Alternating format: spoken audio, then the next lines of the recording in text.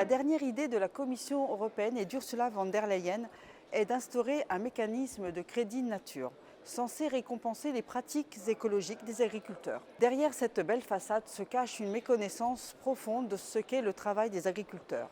En les transformant en protecteurs de la biodiversité, on les éloigne de leur véritable mission: nourrir la population, fournir des produits de qualité, tout en assurant leur propre survie économique. Contrairement à ce que prétend la Commission européenne, les agriculteurs français ne sont pas des pollueurs.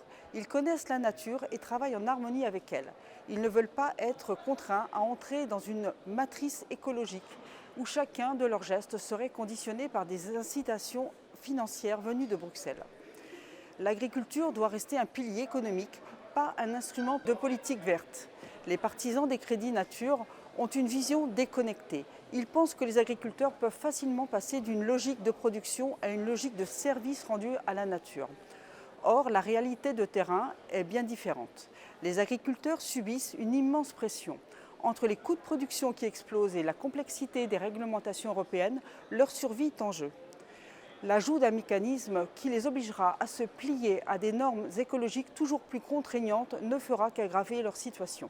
Les agriculteurs n'attendent pas des crédits abstraits, mais des mesures concrètes leur permettant de travailler dans des conditions justes. Ils ont besoin que l'Union européenne modifie les traités de libre-échange qui favorisent l'importation de produits à bas coût et de moindre qualité.